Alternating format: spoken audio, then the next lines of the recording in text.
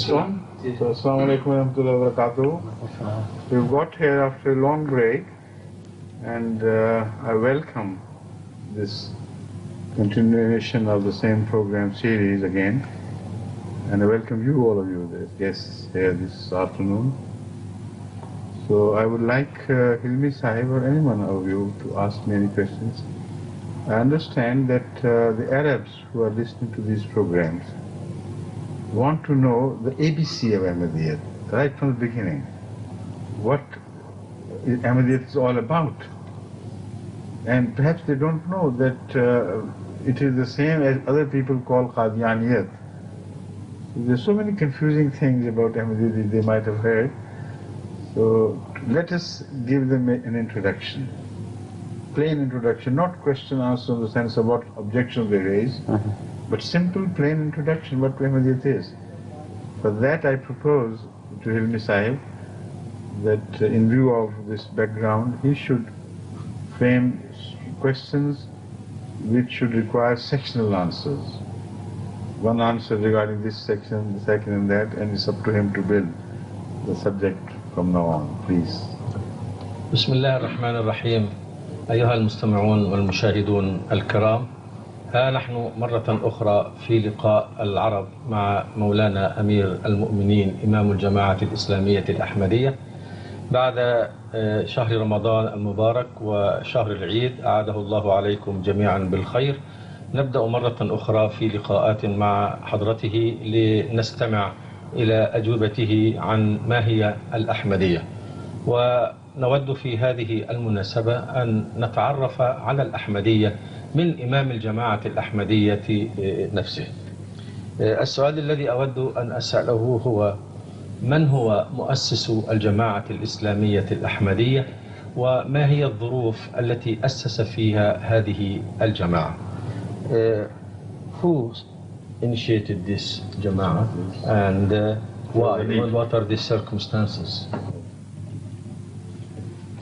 The first question has to be reframed from Ahmadiyya viewpoint, because there was no man on earth who founded Ahmadiyyat as such. Because Ahmadiyyat, we believe, is founded by God, like Islam was founded, not by Hazrat Muhammad Sallallahu Alaihi Wasallam, but by God. But Ahmadiyyat is founded within Islam, not outside Islam. First of all, it is Allah who fulfilled His promise to Hazrat Muhammad Rasulullah Sallallahu Alaihi Wasallam, which is mentioned in the Holy Quran in Surah Al-Jumu'ah. أعوذ بالله من الشيطان الرجيم بسم الله الرحمن الرحيم هو الذي بعث في الأميين رسولا منهم يتلو عليهم آياته ويزكيهم ويعلمهم الكتاب والحكمة وإن كانوا من قبل لفي ضلال مبين وآخرين منهم لما يلحقوا بهم وهو العزيز الحكيم. That means the second part of the promise was to be fulfilled at a time which was so far removed in years from the time of Hazrat Muhammad Rasulullah Sallam that they should be referred to as Akharina minhum. So that is the promise where Ahmadiyyat comes into picture. The scholars, all old classical Muslim scholars, have been discussing these aspects. And they all agree to the point that at the time in the latter days, which are of course nowadays, God will send a reformer by the name of Al-Mahdi, Al-Imam Al-Mahdi. Another reformer is mentioned under the title Al-Messiah. We have been speaking of these two in earlier meetings, so I will not go into that question unless you require me to go once again into the matter.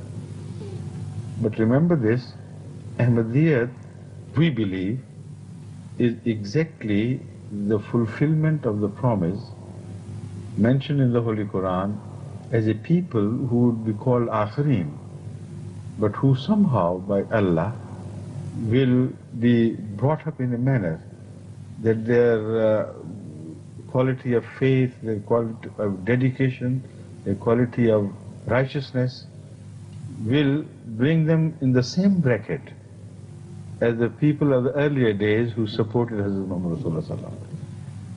And that also implies, according to me, that they will face the same hazards, requiring personal sacrifices, as were faced earlier by Hazrat Muhammad Rasulullah Sallallahu Alaihi Wasallam and his followers.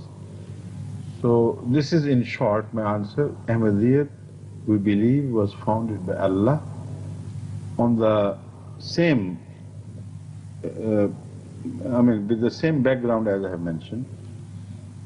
But one last thing. Ordinarily people speak of founders not as God but as people whom God has chosen. So perhaps he wanted to find out, to get my answer from that angle. So I'll cover that angle too.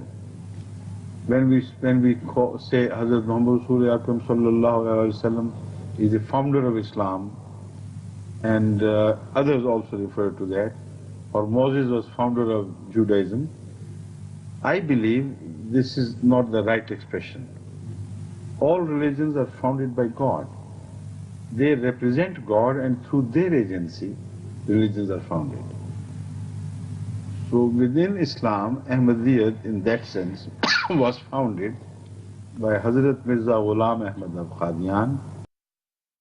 He was born in the Punjab, in a village, in a small township we should say, which was very close to village rather than to a big town, in 1835, year 1835, and he belonged to a family of Mughals, as they were called, but they in fact had come from Persia and had lived for many centuries in Persia. Originally they might have come from anywhere, I don't know, but we know that they had, when they came to India at the time of Babur, the founder, he was the founder of the Mughal dynasty in India.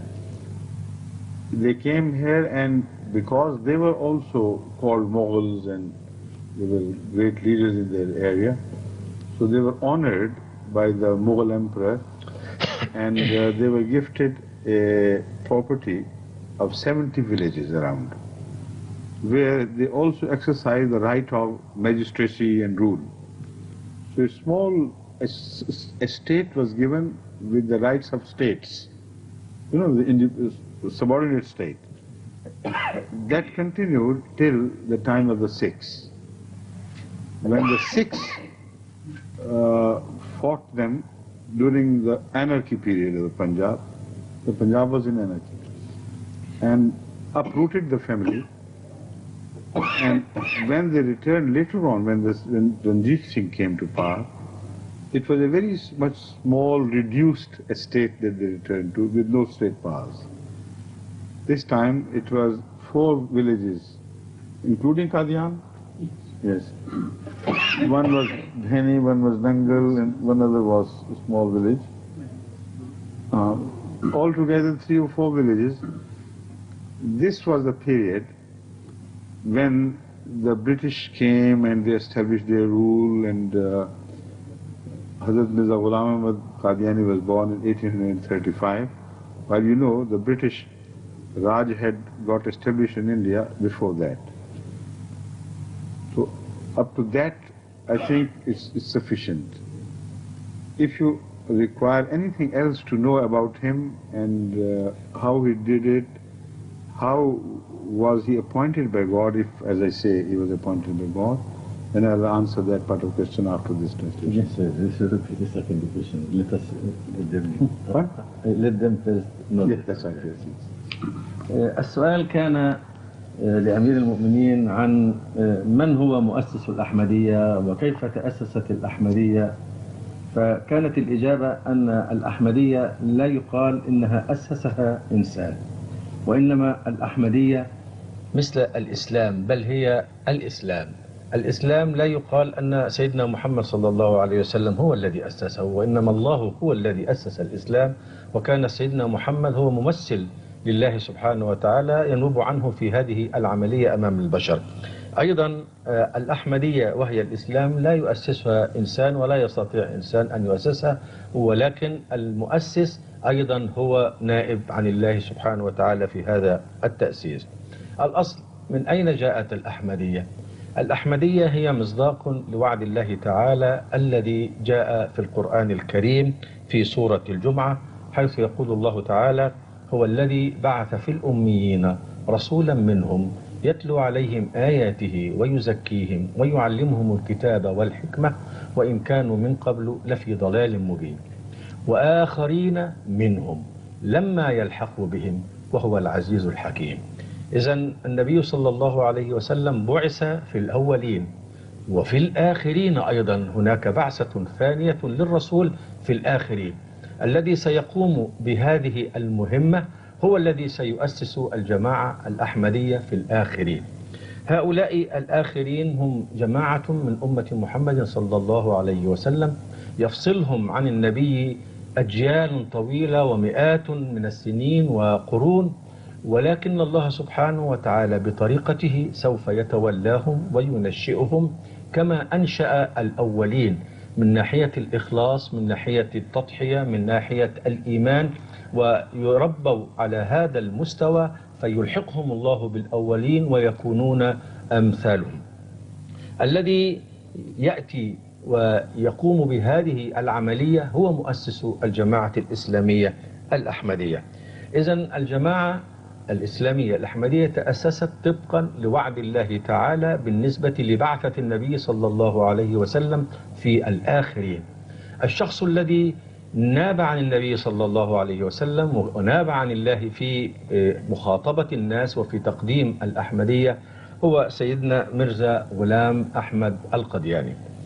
هذا المؤسس هو من البنجاب في الهند، وقد ولد عام 1835 في قرية صغيرة أو بلدة صغيرة تسمى البنجاب، وأصله من قديان، وأصله من المغول الذين جاءوا من بلاد فارس واستوطنوا شمال الهند وأسسوا الإمبراطورية المغولية هناك على يد الإمبراطور بابا.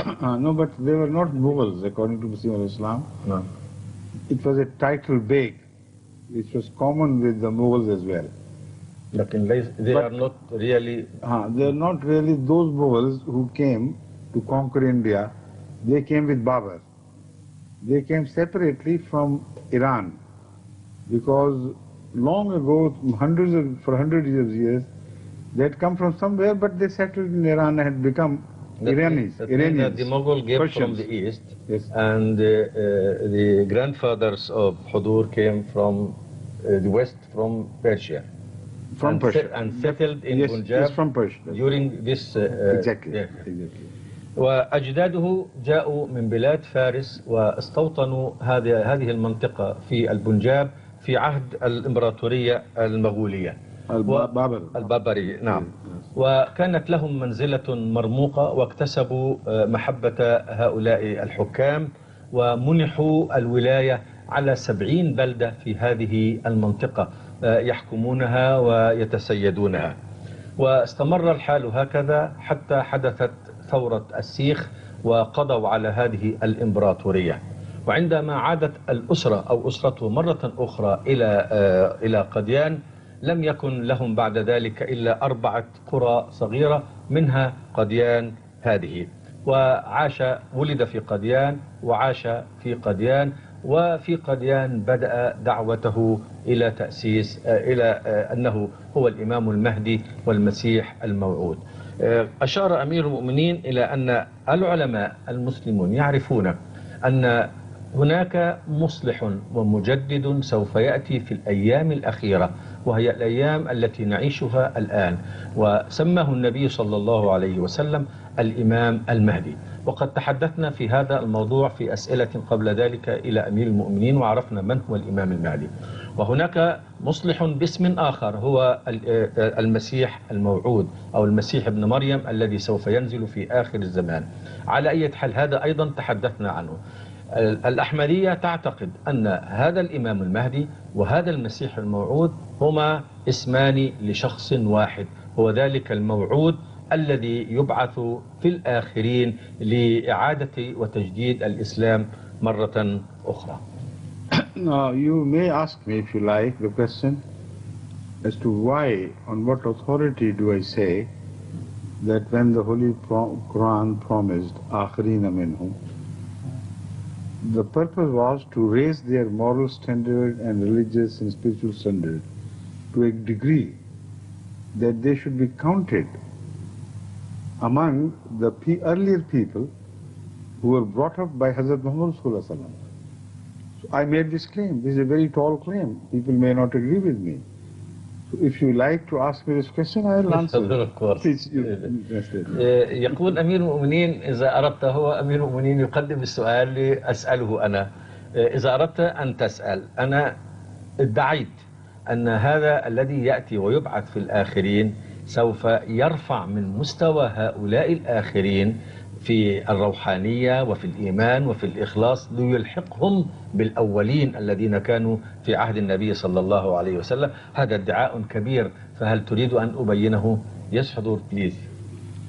Because the Holy Quran has already spoken in detail about a people who would come later, much later, and who would appear in the Akhirah, not after death, but here on earth. And among them will be people who will be so high in the sight of Allah, in their status with God, that they are called Sullatum min al-awwaleen wa Sullatum min al-akhirin. A Jamaat among them would be Sulla.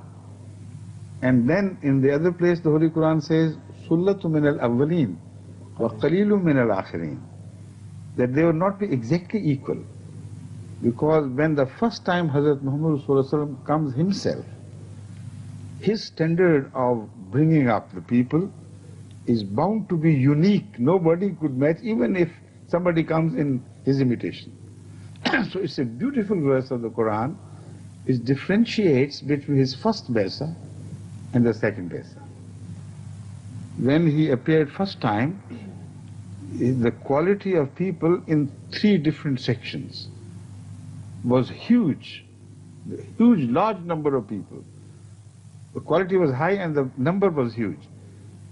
Were counted as Sullatum min al-awwaleen, Sullatum min al-awwaleen, Sullat, never Qalilum min al-awwaleen. But when it would happen again, although the Holy Quran says Akharina minhum, as if he is coming again, but this what I am referring to, these verses show definitely that it would not be he in person. Somebody in his image, somebody following him, will make his best efforts.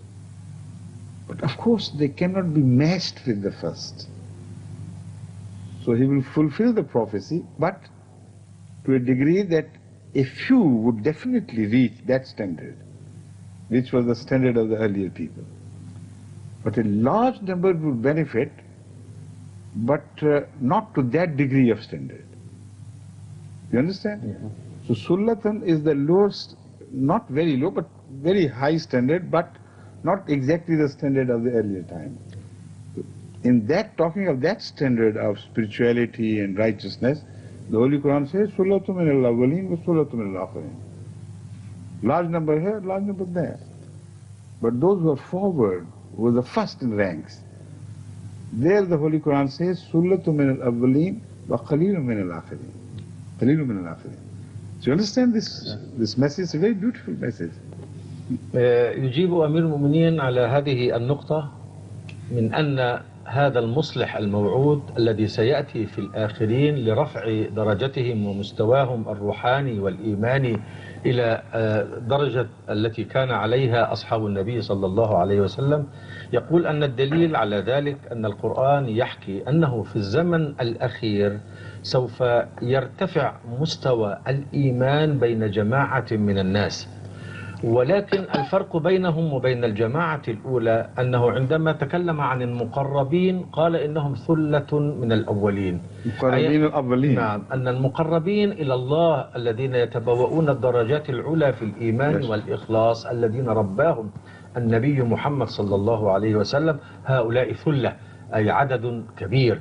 ولكن عندما تحدث عن نفس هذه العملية على يد مندوب النبي صلى الله عليه وسلم وممثل النبي صلى الله عليه وسلم في الآخرين، نعم إنه سوف يرفع ويساعد على رفع درجة مجموعة من الناس إلى هؤلاء المقربين، ولكن بالطبع ليس بالكم الذي قام به النبي صلى الله عليه وسلم، لأنه هو الأستاذ الأكبر.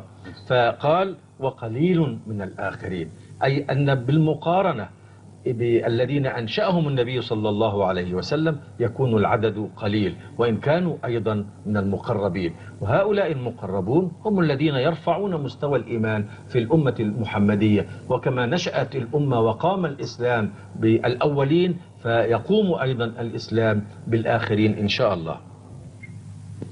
Yes, but with the second general status you have mentioned. No. As far as the raising of standard to a high degree, but not the very first top. As far as that is concerned, the Holy Quran also speaks with approval and love of those people.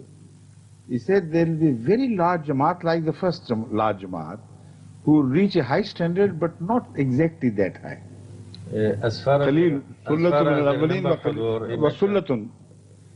here it is repeated, the Holy Quran says that middle standard will be attained by the people of the latter days also in large number. Sullatu min al-awwalin wa sullatu min al-akhirin. I remember that they are mentioned as Ashabul Yamin. أصحاب اليمين ثلة من الأولين وثلة من الآخرين.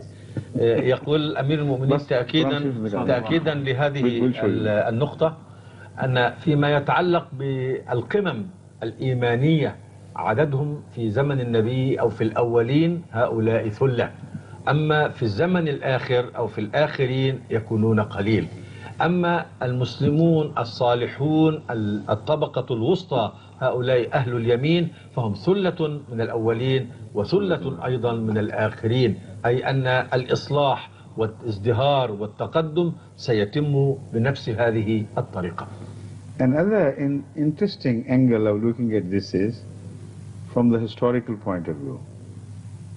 The number of the companions of Hazrat Muhammad Rasulullah who remained with him in Medina and first in Mecca and Medina was larger, definitely larger than the number of the companions of Hazrat Masih Maud who lived in Qadian around him.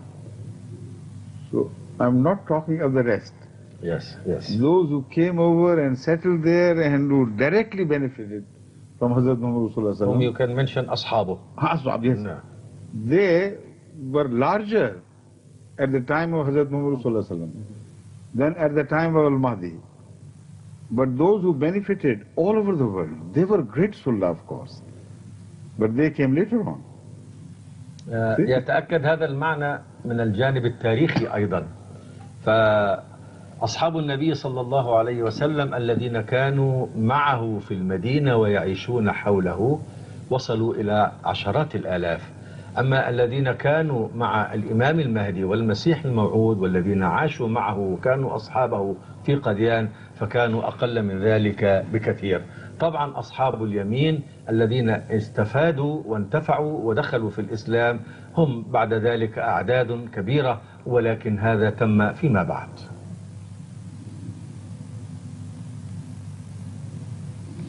Here Awwalin and Akhirin are mentioned. The two parties in Islam. It says, Qul innal awwalina wal akhirin. Remember, there are going to be two parties in Islam, Awwalin and Akhirin. La majmu'una ila miqati yawmin ma'lum. They will be brought together at the appointed time which is known to Allah and those whom He has Himself told. In what way they will be brought together? In two ways. Number one, وَآخَرِينَ مِنْهُمْ لَمَّا يَلْحَقُوا بِهِمْ. Number two, after death, they will be brought together and then they will be rewarded for whatever they did. The middle period is not mentioned. Well, Islam has a very large middle period. So these are two special times. Remember this. ثُمَّ إِنَّكُمْ أَيُّهَا الضَّالُّونَ الْمُكَذِّبُونَ لَآكِلُونَ مِنْ شَجَرٍ مِّنْ زَقُومٍ. Then you who reject and deny the first and the second appearance, both are not, you will be punished. Remember this. Don't make a hasty decision, in rejecting. فَمَالِيُونَ مِنْهُ الْبُطُونَ فَشَارِبُونَ عَلَيْهِ بِنْ غَمِيمٍ فَشَارِبُونَ شُرْبَ الْهِيمِ هَذَا نُزُلُهُمْ يَوْمَ الدِّينِ. That will be their mehmani, as with not hospitality. This will be what they will be offered as hospitality on the Day of Judgment. Then, speaking of other things, where is the first part? Sullatum al-Awwaleen. In the beginning. In the beginning. Achha, I thought this was written like Arabic text. Yes. So that is why, I started from the end, in fact. It should be read from here.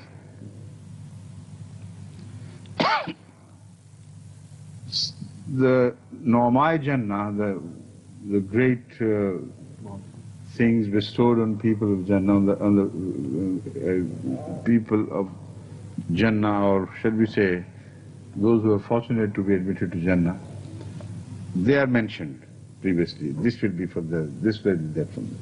Then the Holy Quran says, Le ashabil yameen. These will be, these special benefit, the bounties of Jannah would be for the people of the right. Sullatu min al-awwaleen wa sullatu min al-akhirin. These people of the right will be equally in large number from the first group and the second group. You understand this point? Al-Yameen is a very good compliment to them, of a high order, but not as good as Muqarrabun or Waloon. That's still a higher group. So the Holy Quran begins the mention of these promises with the middle group, which is called Ashabul Yameen. Ashabul Shimal ma Ashabul Shimal fi samumin wa hamim wa zillim fi yamumin. We are not concerned with them. La baridin wa la kareem innahum kanu qabla dhalika mutrafin wa kanu yusirruna ala al-hinsi al-azim wa kanu yaquluna idha mitna wa kunna turaban wa idhaman ayna lamabuthun.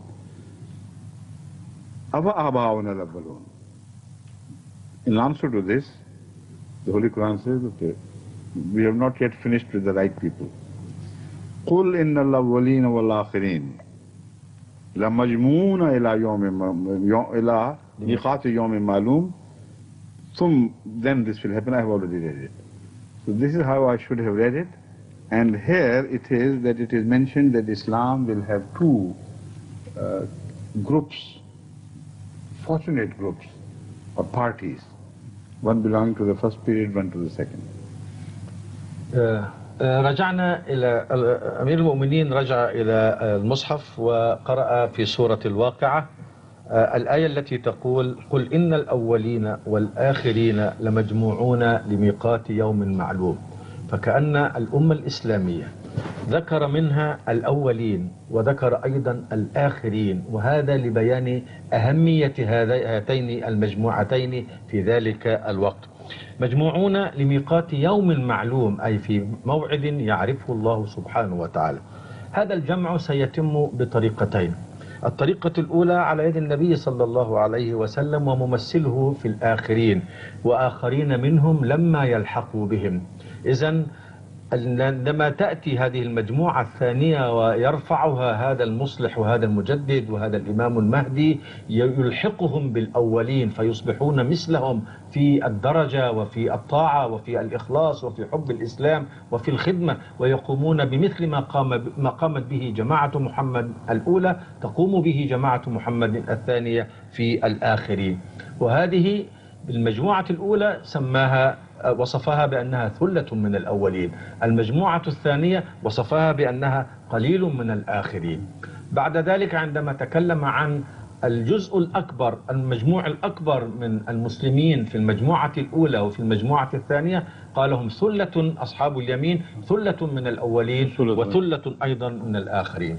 الجمع الثاني يجمعهم الله إن شاء الله يوم القيامة بعد الموت ولقاء الله، يجمعهم جميعا الأولين والآخرين في رحمته وفي نعيمه في الجنة كما بيّنت السورة بعد ذلك.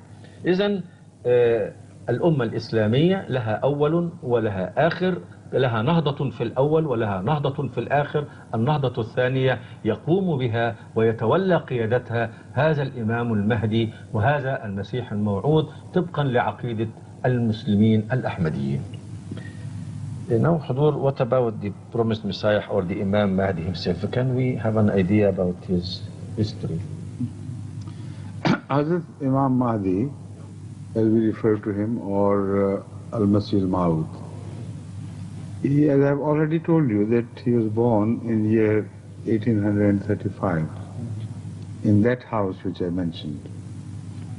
We had migrated from long ago, in the time of Babur, from Persia, Faris, and had come and settled in the Punjab. When he was born, it was very difficult. They were very difficult times. There were fights and infights between Muslims and Sikhs and the British and the locals and so on. Turbulent times. So Hazrat Mirza Ghulam Ahmad, right from the beginning, was totally dedicated to the service of God and the service of the poor. That we know not only from his own memories, but from the Hindus and non-Muslim people who lived in that township. They have given their testimonies, and I have met some of them myself who had lived long enough to give their testimony before me, like Baba Malaba Mal, a Hindu leader of Qadian, and many others, who always mentioned with deep regard and respect Hazrat Mirza Ghulam Ahmad of Qadian. Why? Because right from his childhood, he was a man given up to God and his creation. He loved God so much that he kept on studying the Holy Quran day in and day out, and Hadith and Islamic literature, and used to go to the mosque. All had left. When all the others had left, he would remain there and keep on praying, individually, Nawafil, etc. So this is the testimony of all the people of Qadian of that period, that this is how he spent his childhood. His father's testimony is mentioned by some Sikhs who came from other parts of Qadian and inquired from his father that we understand we have also a son who is seldom seen. Where is he? What is he doing? There were other members of the family who lived like a small royal family, but he said there is one son who we never see him, but we understand you have. He said he has become a Masitar. Masitar means in Punjabi language, one who has been wedded to the mosque, one who remains in the mosque and never comes out. So he said, go and find out, maybe he is wrapped in some mats of the mosque. Because sometimes it happened that when he was tired, he laid down for a rest, and the servant who attended the mosque, he came and rolled down those mats. And it actually happened that once he was rolled in that but he didn't shriek, he didn't protest. He softly, after he left, he came out himself. But this is what I'm telling you was his natural childhood. his infancy and childhood. As far as the mankind is concerned, it can be seen from this that he was always sharing his food in the childhood with the poor boys of his age in that area. And it was as if it was a regular practice with him. He never sat with the family members to eat. He said, all right, give me my food, I'll go out and eat. And then he shared it with others. Sometimes he distributed all the food, which was reasonably good family, so the food must have been good by any standards. And at only some small, what do they call, grams and maize, etc., which are, उसको क्या कहते हैं भूनने के लिए, baked. It was not baked, it was sort of cooked, with sand. It is a custom in our country. I don't know any English word for this. Yes, it is baked if it is in sand. With sand? Yes, it is baked. In your country, yes. Right. So he would buy a very cheap thing, half a paisa would be 100th part of a penny now, and he bought that and at that and drank water, and that was all for him. So throughout his childhood, he spent his life like this. When he grew up, his father insisted that he must find some service because he said that you are worthless as far as our estate is concerned. I can't make any use of you. But other children are growing up and getting education and doing things. So you are only for God, and this is not according to our family tradition. We're a sort of, ruling family, although poor nowadays, but still ruling family. So your behavior is no credit to us. So he insisted that I'll get you some service in a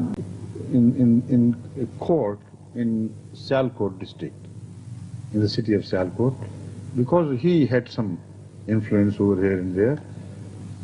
He insisted first of all that no, I will not do that.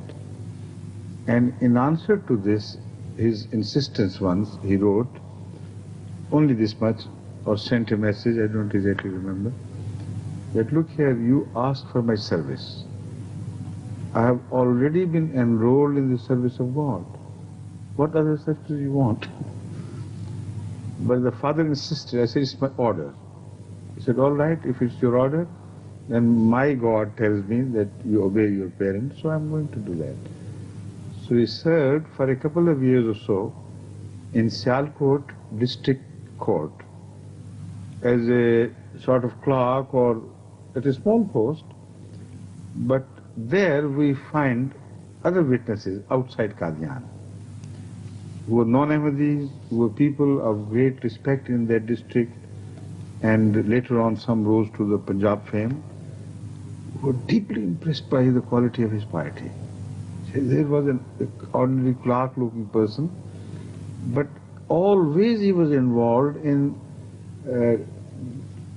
debates with the Christians representing Islam.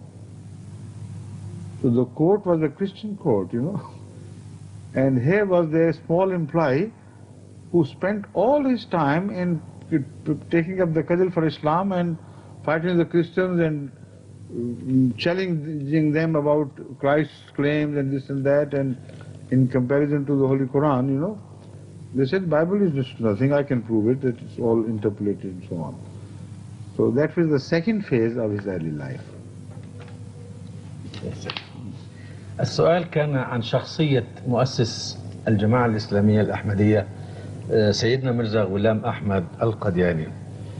يقول أمير المؤمنين كما ذكرت من قبل هو نسميه الإمام المهدي أو نسميه المسيح الموعود، الاسمان بالنسبة لنا مترادفان.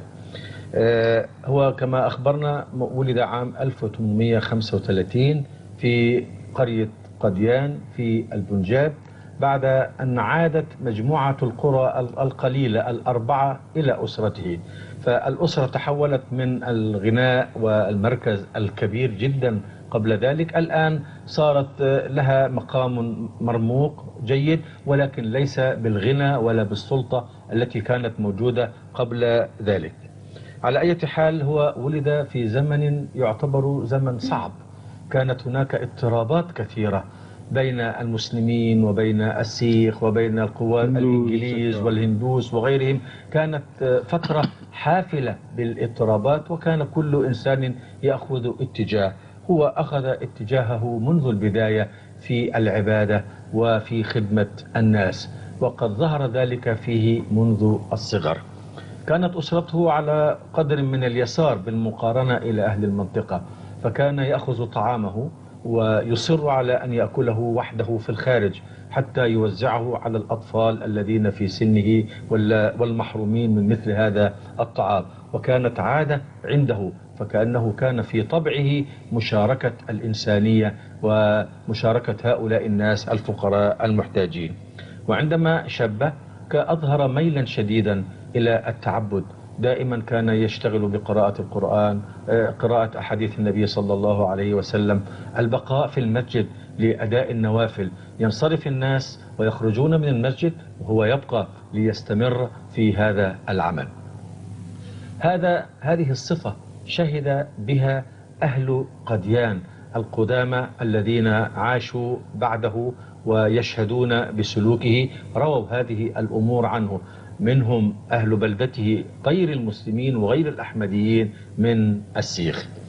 ويبدو أن هناك شهادة أخرى من أن بعض الناس زاروا والده عندما اشتد عوده وسألوه: نحن رأينا أولادك جميعا، أين ابنك الآخر هذا الذي تقول عنه؟ فيقول لهم بشهادة أبيه: هو حلس المساجد، هو في المسجد، ابحثوا عنه تجدونه في المسجد، أو لعله ملفوفا في إحدى الحصر الموجودة في المسجد. يقول أمير المؤمنين أنهم عادة عندما ينظفون المسجد فإنهم يدفعون هذه الفرش ويجعلونه على هيئة لفافة، فربما تأتي عليه ويغطى بها، ولكنه كان لا يحتاج. فكانت هذه شهادة من والده أنه دائما موجود في المسجد متعبد. But this small correction, this shahadat reached us not from his father, from the people, but from the Sikhs, yes, who had visited Qadian, who knew him. Then when later on, when Muslim claimed to be this, then they came and said, look here, now we know why. Why this man was chosen by God? Because this is what we know from his early childhood. أمير المؤمنين إنني قلت هذه شهادة والده. هو والده لم يشهد بها للناس، وإنما قالها عنه عندما زاره بعض ضيوفه من السيخ.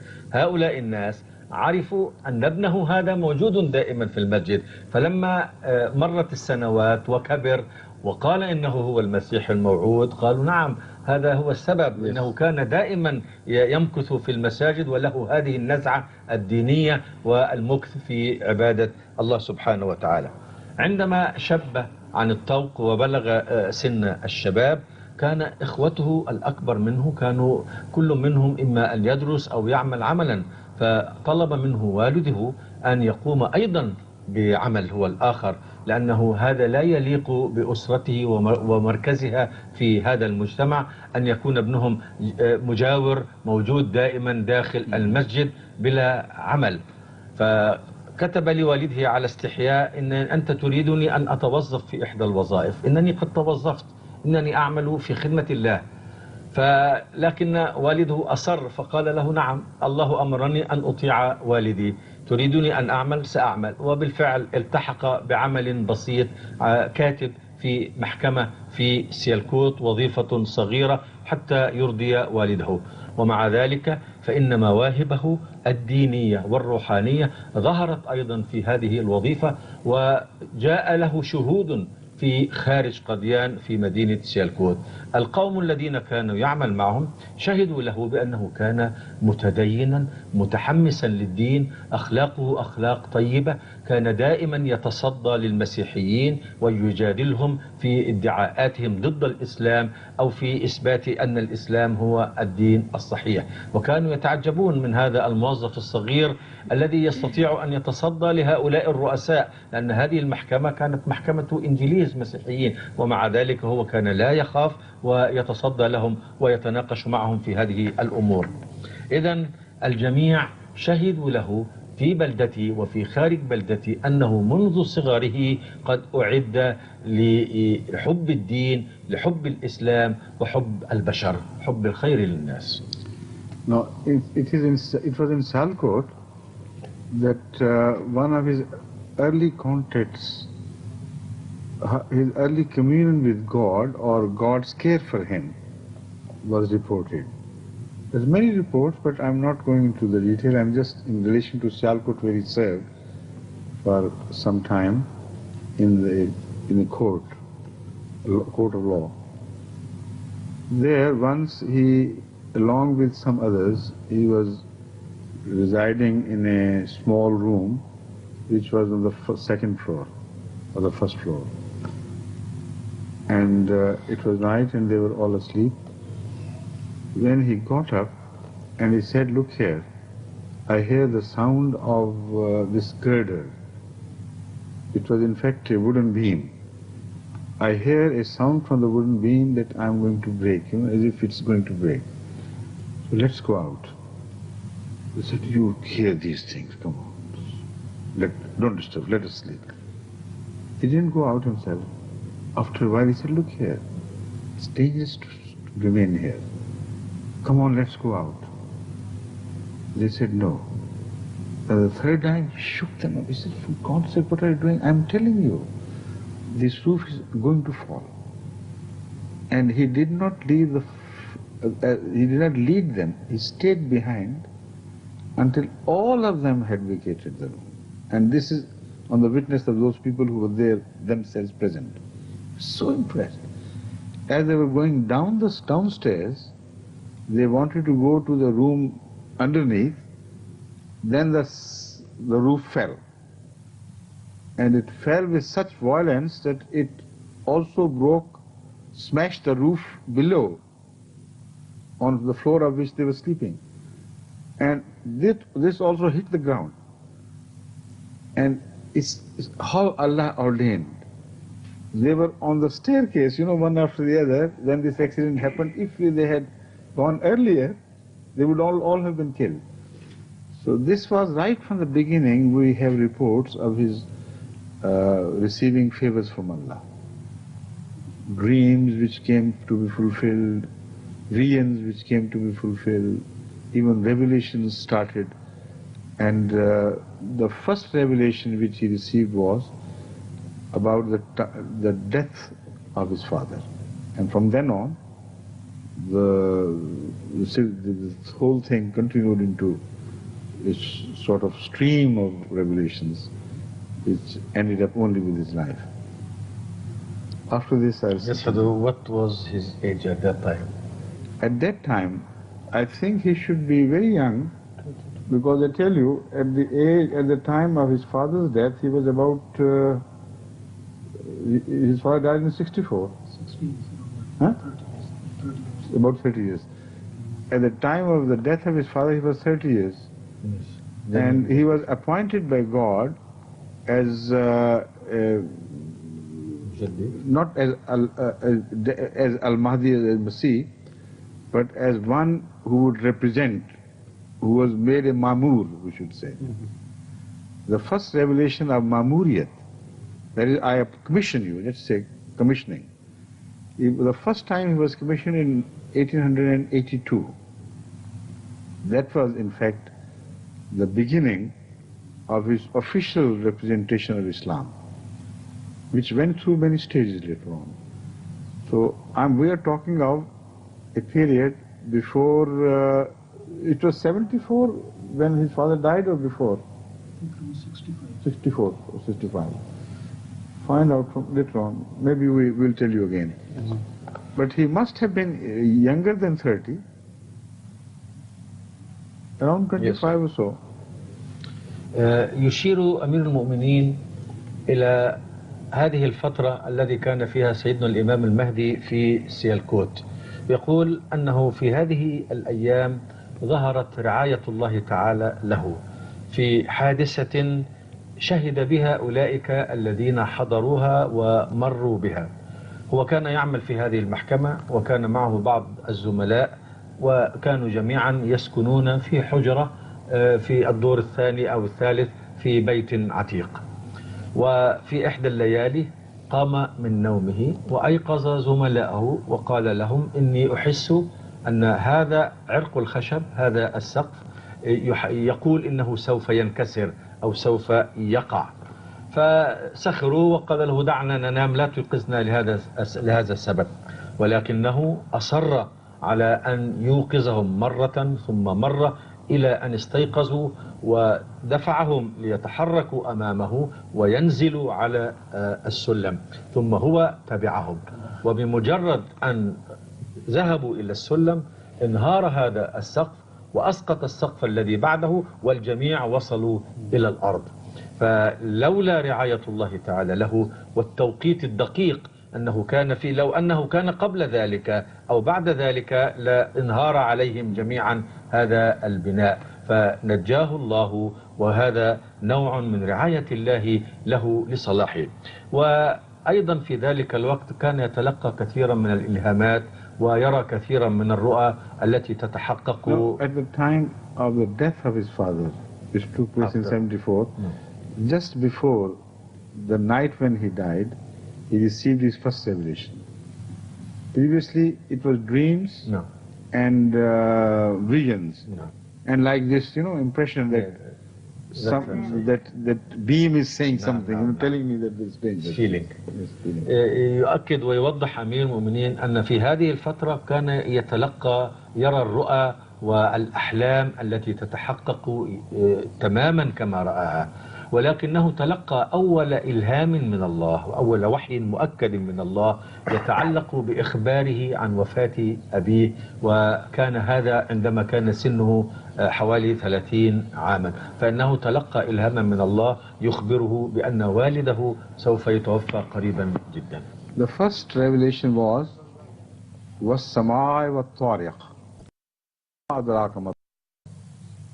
He didn't say Najm al-Thaqib, only that much. Now his father was terminally ill in those days. So when he heard this, he felt very sad because he understood that that night the father would die. وَالسَّمَاءِ وَالطَّارِقِ وَمَا أَدْرَاكَ مَا الطَّارِقِ. So he understood the message. But then something happened. He thought that I have never paid attention to my own shares in the property of the family. I don't know who does what and what is the income and what is my share in this and that. Whatever my father and mother out of pity sent me by way of food or clothing, that is all I know. So what would happen to me afterwards? This is what he thought. And the second revelation came then with great, glory and majesty, and also a sense of, sort of disapproval of that thought. And that was, Alaysa Allahu bi kafin abda? Is God not sufficient for his servant? This shook him right to the foundations. He cried and sought forgiveness from Allah. He said, forgive me. You were my before and you will be my afterwards, and I don't care for who dies and what happens to him. And what a beautiful thing happened, which was much before he was appointed by God. He had such faith in that revelation that he sent someone to Amritsar, a town, big city in fact nowadays, 36 miles away to the west from Qadian. Because in those days in Qadian, no one could make a signet ring where you could, a khatam where you can seal a thing.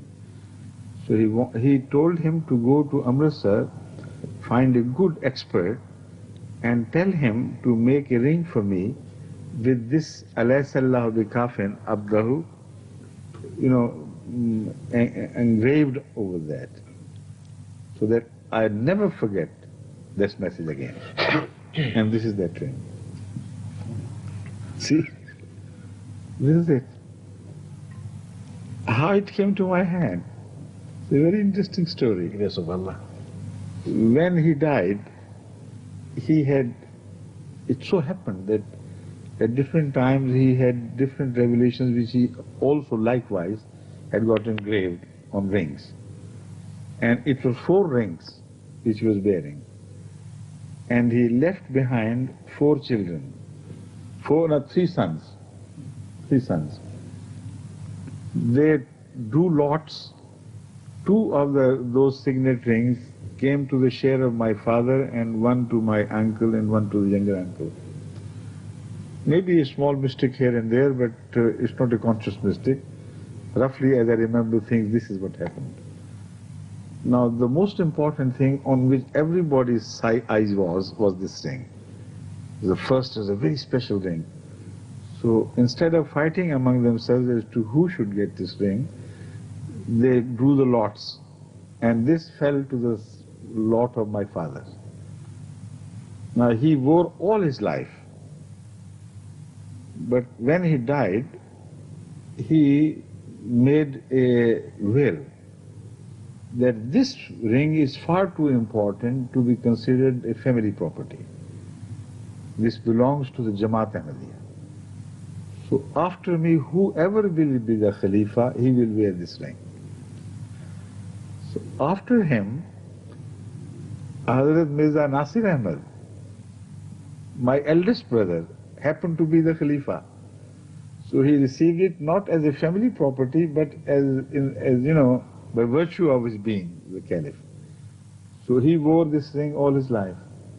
After he died, and when I was elected with the grace of Allah to this office, then those who were in charge of things which he had left behind, they came and brought me this ring and said, now this belongs to you. You, as long as you are Khalifa, till death of course, you will wear this. So this is the story, background story I've told you already. Inshallah. أليس الله بكاف عبده. يقول أمير المؤمنين أن أول وحي جاء للإمام المهدي سيدنا مرزا غلام أحمد الذي يتعلق بوفاة والده هو قوله تعالى: والسماء والطارق وما أدراك ما الطارق، ولم يتب فقط هذا هو الذي نزل، ففهم من والسماء والطارق أن هذا الطارق سوف يأتي بهذا الخبر وهو وفاة والده. وما أدراك ما الطارق، هذا يبين روعة وخطورة هذا النبأ، فعلم أن حزن وعلم أن والده سوف يموت في هذه الليلة، سيكون الطارق هو موته. وحزن وطرأ في ذهنه وفكر: ماذا سيكون مصيري؟ هل ترك والدي لي شيئا من الأموال؟ كيف وزع إخوتي يعملون؟ أنا لا أعمل. وفكر في هذا الأمر الدنيوي.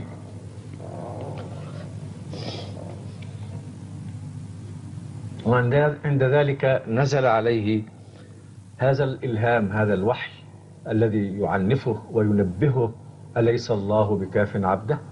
من الذي كان يرعاك قبل أبيك، الذي سوف يرعاك أيضا بعد أبيك؟ تأثر بهذا الوحي الجليل الذي نزل عليه من الله، وأرسل أحد الأشخاص إلى إمرتسار، وهي مدينة على مسافة قريبة من قديان، وطلب منه أن يأتي بخاتم وينقش عليه هذه الآية. About 50 kilometers from. تبعد حوالي 50 كيلومتر من أمرتسار، تبعد حوالي 50 من 60 كيلومتر من 60 من قديان. وطلب منه أن يذهب إلى أحد الصاغة ليسبك له خاتما وينقش عليه هذه الآية حتى لا تفارقه ولا ينساها أبدا، وتكون دلالة على أن الله هو الذي سوف يرعاه. وكان له أكثر من خاتم آخر فيه بعض نقوش لآيات أخرى ألهمها، فاحتفظ بهذه الأربعة. وعندما توفي، هذا الخاتم الآن هو في يد مولانا أمير المؤمنين في يده اليمنى. هذا الخاتم مع الخواتم الأخرى بعد وفاة سيدنا المسيح الموعود وزعت على أبنائه، ترك 3 أبناء فأخذ كل منهم خاتم. أما هذا الخاتم نظرا لأهميته فإنهم اقترعوا عليه، فكان من نصيب سيدنا مرزا محمود أحمد الخليفة الثاني ووالد سيدنا أمير المؤمنين. وبعد وفاته قال أن هذا الخاتم ليس ملكا شخصيا لأحد من الأسرة، وإنما هذا الخاتم ملك للجماعة، فكل إنسان يجلس في مقعد الخليفة ويتبوأ مقام الخلافة هذا الخاتم يكون في يده. فمن بعده، بعد أن توفي الخليفة الثاني، لبسه الخليفة الثالث سيدنا مرزا ناصر أحمد، وبعد وفاته إلى رحمة الله تعالى الآن يضعه مولانا أمير المؤمنين أطال الله بقاه في يده اليمنى. وهكذا أراد الله أن يكون الله دائما يتولى المسيح الموعود وخلفائه من بعده. Now, shall we meet tomorrow again, inshallah? Inshallah. Right. Yes. It's a long story, very interesting. Yes, this is a very important But let me refer to you of something with relation to Hazrat Masih Maud Islam's claim that he was appointed by God. His enemies, which abound Pakistan and other, even some Arab countries, they claim that he was appointed by the British government as their agent. And it is the Sialkot contact with the British government which they quote as the starting point. When he was 25 years old, and he was a small clerk, and the British in that period would never dream of appointing a small clerk of 25 years to represent them and to make the claim that he is the Messiah. This is the sum total of their wisdom. They think it was there that he came into contact. But afterwards he never came into contact with them. And the only contact he established was with the small Christian priests who were always, running about in the courts delivering the message of Christianity. So to save the Muslims and others from Christian onslaught, he always came to confront them. And he was their champion. So that is how they made their agent, as they say. But we'll talk of that later on, please. Do we have time to? I think yes, just for translation. يشير أمير المؤمنين إلى أن هذه الفترة القصيرة التي قضاها سيدنا مرزا غلام أحمد في سيالكوت في وظيفته في هذه المحكمة البريطانية المسيحية، في وظيفة بسيطة ضئيلة كأحد الكتبة البساط، هي التي يعتمد عليها أعداء الجماعة الأحمدية في العالم ليقولوا إنه كان صنيعة للإنجليز. يقول أمير المؤمنين إنه كان في وظيفة صغيرة، هل كان من المعقول أن هؤلاء الإنجليز ينتظرون هذا الموظف البسيط ليجعلوه ممثلا لهم؟